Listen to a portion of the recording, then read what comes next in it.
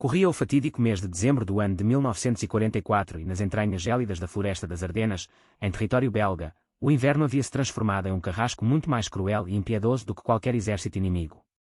Para os valentes soldados da infantaria sob o comando do general George S. Patton, a guerra não era apenas uma troca de tiros constante, mas sim uma batalha desesperada e diária pela sobrevivência contra o congelamento absoluto.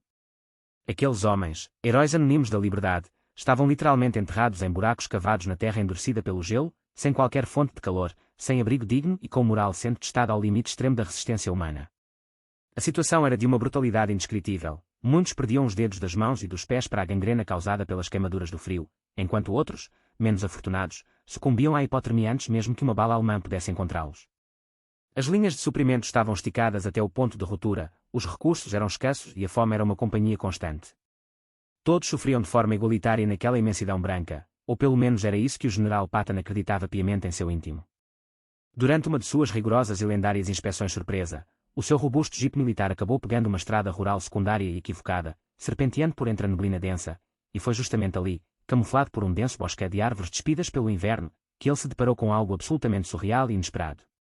Erguia-se diante de seus olhos um majestoso castelo francês, uma construção imponente, vasta e estranhamente intocada pelos horrores devastadores da guerra. Colunas de fumaça densa e constante subiam de várias chaminés, luzes douradas e acolhedoras brilhavam em cada uma das janelas e o som suave de uma música de jazz americana flutuava pelo ar gelado, vindo do interior daquela fortaleza de luz. Patton ordenou que o jipe parasse imediatamente, desceu do veículo com passos firmes e se dirigiu à grande porta principal, onde descobriu algo que faria seu sangue ferver de indignação. Cerca de 12 de seus oficiais de alto escalão estavam vivendo ali como se fizessem parte da mais refinada aristocracia francesa. Lareiras rugiam com chamas vigorosas, vinhos finos eram servidos em abundância, refeições quentes e suculentas repousavam sobre luxuosas bandejas de prata e as camas estavam forradas com lençóis de seda legítima, tudo isso acontecendo enquanto seus soldados rasos morriam congelados a pouco menos de 8 quilômetros de distância dali. O que o general Patton decidiu fazer nos 60 segundos que se seguiram àquela descoberta entrou para os anais da história militar como uma lenda absoluta, e cada oficial do Terceiro Exército aprendeu, de uma vez por todas, que no comando de Patton a patente significava uma responsabilidade esmagadora, e nunca um privilégio individual. Esta é a crônica da noite em que Patton estraçalhou a hierarquia de classe dos oficiais para restaurar a honra do comando. Mas antes de prosseguirmos com este relato fascinante, não se esqueçam de se inscrever no canal. Aqui, nós desenterramos as histórias mais profundas da Segunda Guerra Mundial, revelando as verdades humanas que se escondem por trás dos mitos da glória militar. Para compreender verdadeiramente a magnitude do que ocorreu naquela noite fria, é preciso visualizar como era o cotidiano em dezembro de 1944 para um soldado americano comum na Bélgica. A Batalha das Ardenas tinha acabado de explodir em toda a sua fúria, sendo aquela a última e mais desesperada ofensiva lançada por Hitler na tentativa de virar o jogo. As forças nazistas haviam rompido as linhas aliadas e o clima era o mais hostil que a Europa tinha visto em muitas décadas. Neve acumulada, placas de gelo traiçoeiras e um vento cortante que atravessava cada camada de lã e lona, com temperaturas despencando para tenebrosos 12 graus Fahrenheit, ou às vezes até menos do que isso. Os soldados da infantaria americana viviam em tocas de raposa, buracos escavados no solo congelado e cobertos com qualquer coisa que pudesse improvisar, galhos de pinheiro, pedaços de lona rasgada ou absolutamente nada que pudesse protegê-los do frio que lhes roubava a vida. Eles estavam proibidos de acender fogueiras, pois a fumaça revelaria suas posições e a artilharia alemã os transformaria em pó em questão de segundos. Assim, eles permaneciam naqueles buracos, tremendo incontrolavelmente, observando o próprio hálito congelar no ar. O congelamento dos membros era uma epidemia silenciosa. Muitos acordavam sem sentir os pés e os médicos militares realizavam amputações de dedos em massa todos os dias. As botas de alguns homens chegavam a congelar presas aos pés e, quando finalmente eram removidas, a pele saía junto com as meias. O chamado pé de trincheira, a hipotermia severa e a pneumonia eram tão letais quanto o chumbo inimigo. Aquela era a realidade nua e crua dos combates de inverno. Todos deveriam estar sofrendo juntos, mas a verdade era bem diferente. No dia 18 de dezembro de 1944, Patton estava em campo fazendo o que melhor sabia, inspecionar o fronte sem aviso prévio. Ele acreditava que só se conhecia a verdade da guerra vendo-a com os próprios olhos, sem relatórios filtrados ou visitas agendadas que escondiam a sujeira. Seu jipe percorria as estradas belgas, visitando unidades e garantindo que cada comandante soubesse que os olhos do general estavam sobre eles. Foi quando o motorista se perdeu e entrou em uma trilha que sequer constava nos mapas oficiais. Eles estavam prestes a manobrar para voltar quando Patton avistou a fumaça. Eram muitas chaminés funcionando a pleno vapor em pleno inverno de guerra, algo totalmente atípico para a região. Curioso e desconfiado, Patton ordenou que seguissem adiante. Após uma curva entre as árvores, lá estava a construção, um legítimo castelo francês, uma propriedade aristocrática de pedra, provavelmente erguida no século XVIII, que parecia ter sobrevivido intacta a séculos de revoluções. Era o tipo de lugar que exalava opulência e conforto. Todas as janelas emanavam uma luz dourada e quente que desafiava a escuridão invernal. Patton podia ouvir nitidamente os acordes de um jazz americano saindo de um gramofone. Não havia marcas de combate, nem veículos militares à vista na fachada. Parecia um oásis de paz no meio de um inferno de pólvora. Patton saltou do jipe, caminhou até a entrada e empurrou as portas, que nem sequer estavam trancadas, entrando instantaneamente em outro universo. O hall era magnífico, com pisos de mármore polido, um lustre de cristal cintilante e uma escadaria monumental. O ar era quente, aquecido por várias lareiras espalhadas pelo edifício. Patton ouviu risadas e vozes vindas da sala de jantar e caminhou naquela direção, com suas botas de montaria quando de forma ameaçadora no mármore. Ao chegar à porta, ele parou e observou a cena. 12 oficiais americanos estavam sentados a uma mesa imensa, desfrutando de um banquete em andamento. Eles comiam em pratos de porcelana fina, usavam talheres de prata e bebiam vinho em taças de cristal. A mesa estava farta com carnes assadas, pães brancos frescos e vegetais, uma refeição que alimentaria 50 soldados rasos com folga. Os oficiais estavam de uniformes impecáveis, barbeados e relaxados. Um deles fumava um charuto caro, enquanto o outro servia mais vinho. Eles riam abertamente até que um deles notou a figura imponente de Patton na porta. O silêncio caiu como uma guilhotina. Cada oficial ficou rígido como uma estátua, com os garfos parados no meio do caminho e as taças suspensas no ar. Patton não disse uma única palavra de imediato. Ele apenas ficou ali, com seu olhar de aço percorrendo cada rosto, sua face desprovida de qualquer emoção. Um coronel, tentando salvar o que restava de sua dignidade, levantou-se e disse: General Patton. Senhor, não o esperávamos. Estamos usando este local como um quartel-general temporário para coordenar as operações e para... Patton ergueu uma das mãos e o coronel emudeceu na mesma hora. O general caminhou lentamente pela sala, examinando as touras de madeira queimando na lareira, as garrafas de vinho e as poltronas macias. Ele parou junto à mesa, pegou um pedaço de pão do prato de um oficial, examinou e o devolveu. Então, encarou o coronel e perguntou secamente: onde estão os seus homens? O coronel hesitou e gaguejou: senhor. Patton repetiu com mais força: seus homens, os soldados que você comanda, onde eles estão dormindo esta noite?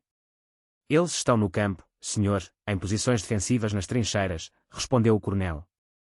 Patton retrucou: sim, as trincheiras. E qual é a temperatura lá fora agora, coronel? Eu não tenho certeza exata, senhor, mas creio que esteja em 12 graus Fahrenheit. Patton então explodiu em uma calma assustadora: eu acabo de vir do seu setor. Eu vi os seus homens. Eles estão em buracos na lama, sem aquecimento, sem abrigo, comendo rações frias porque não podem acender um fósforo sem atrair fogo de artilharia. Eu vi um soldado cujos pés congelaram dentro das botas e o médico estava tentando cortá-las para libertá-lo. O silêncio na sala era absoluto. Patton continuou: aquele soldado tem 19 anos e veio de Iowa. Ele provavelmente perderá 3 dedos e mancará pelo resto de sua vida. Ele olhou nos olhos de cada um dos presentes e disse: e vocês estão aqui, comendo banquetes quentes, bebendo vinhos e dormindo em seda.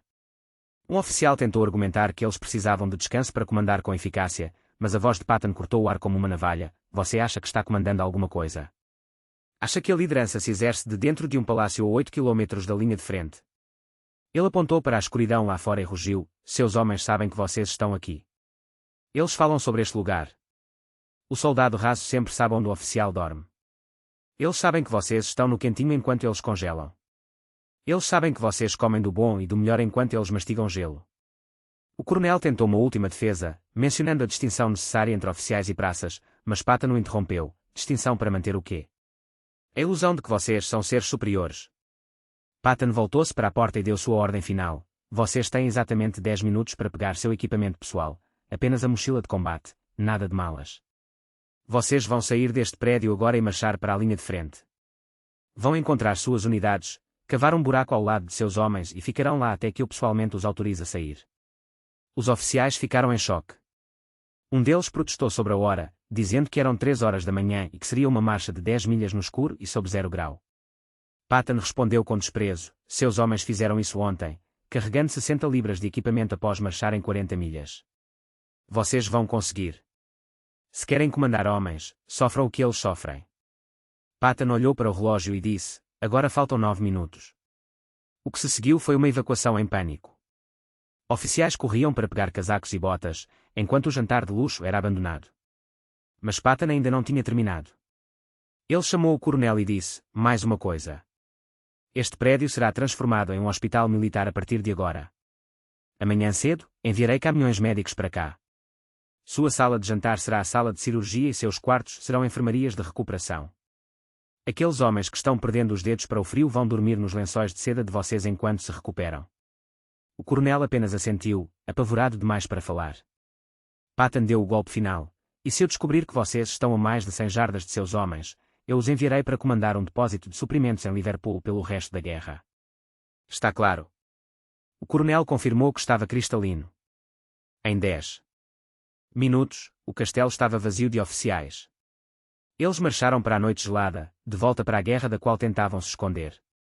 Patton percorreu o prédio, quarto por quarto, vendo o luxo que seria agora destinado aos feridos. Ele encontrou comida suficiente na cozinha para alimentar uma companhia inteira por uma semana, tudo desviado enquanto os homens na frente comiam rações C. Ele ordenou que tudo fosse inventariado e enviado para as linhas de frente, exceto o vinho, que foi destruído. Antes de partir, Patton escreveu uma mensagem simples que foi enviada a cada comandante de batalhão do Terceiro Exército: qualquer oficial encontrado vivendo em conforto enquanto seus homens sofrem será destituído do cargo imediatamente. A patente não é um privilégio, é um fardo pesado. Se não podem carregá-lo, encontrarei quem o faça. Essa mensagem mudou a cultura do Terceiro Exército quase instantaneamente. Oficiais passaram a ser vistos no fronte, dormindo em buracos e dividindo a mesma comida e o mesmo sofrimento de seus subordinados. E algo extraordinário aconteceu: o moral das tropas disparou. Não porque as condições tivessem melhorado, pois ainda fazia um frio insuportável e a luta continuava brutal, mas porque os soldados agora confiavam em seus líderes. Eles lutavam com mais determinação porque sabiam que seus comandantes estavam no barro com eles. Patton entendera que a liderança não é sobre o título que você carrega, mas sobre a disposição de suportar o peso daquilo que você exige dos outros. A história do castelo se espalhou como pólvora entre as tropas, tornando-se uma lenda de quartel. Os oficiais que estavam lá nunca falaram sobre o assunto publicamente, de tanta vergonha, mas décadas depois, alguns admitiram que aquela foi a lição mais importante de suas carreiras. Um coronel escreveu em suas memórias nos anos 60 que Patton o ensinou que os homens não seguem uma patente, eles decidem seguir um homem, e só o fazem se esse homem provar que é digno de ser seguido. O castelo serviu como hospital por 3 meses, e muitos soldados que antes tremiam no gelo puderam se recuperar em camas quentes e lençóis de seda, uma ironia que não passou despercebida por ninguém. Após o fim do conflito, em reuniões de veteranos, o incidente do castelo sempre voltava à tona. Alguns perguntavam se Patton tinha sido severo demais, mas a resposta de quem viveu o inferno das Ardenas era sempre a mesma: não. Eles sabiam a diferença entre servir sob o comando de quem busca o privilégio e de quem divide o fardo. Patton captou a essência do respeito militar, algo fácil de esquecer quando se ganha estrelas no ombro. O respeito não se impõe, se conquista no frio, na fome e no perigo compartilhado. Aqueles oficiais no castelo haviam esquecido que sua autoridade vinha do serviço, não do conforto. Patton nos lembrou disso da maneira mais dura possível. Se você fosse um oficial naquele dezembro de 1944, onde você escolheria estar? No calor de um palácio com banquete ou no frio de uma trincheira com seus homens? Deixe sua opinião nos comentários abaixo e, se você valoriza histórias de liderança real e coragem, não deixe de assinar o canal para não perder nossos próximos conteúdos. Cada relato que trazemos busca honrar a memória daqueles que realmente sacrificaram tudo nos campos de batalha. Sua participação é fundamental para mantermos viva a chama da história militar e das lições que ela nos ensina até os dias de hoje. Este exemplo de Patton continua sendo estudado em academias militares ao redor do mundo, servindo como um lembrete perene de que o verdadeiro líder é o primeiro a enfrentar as dificuldades e o último a desfrutar dos confortos. Na guerra, como na vida, a integridade de quem comanda é o que define o destino de quem segue. A noite no castelo francês não foi apenas um episódio de disciplina militar, mas um manifesto sobre a igualdade no sofrimento e a nobreza do dever cumprido acima de qualquer interesse pessoal ou comodismo mundano. Patton sabia que para vencer uma guerra mundial era preciso mais do que estratégia, era preciso ter a alma dos soldados em suas mãos, e isso só se consegue através do exemplo absoluto e inquestionável. Por isso, sua lenda permanece viva, e quando através das décadas como um grito de ordem para todos aqueles que ocupam posições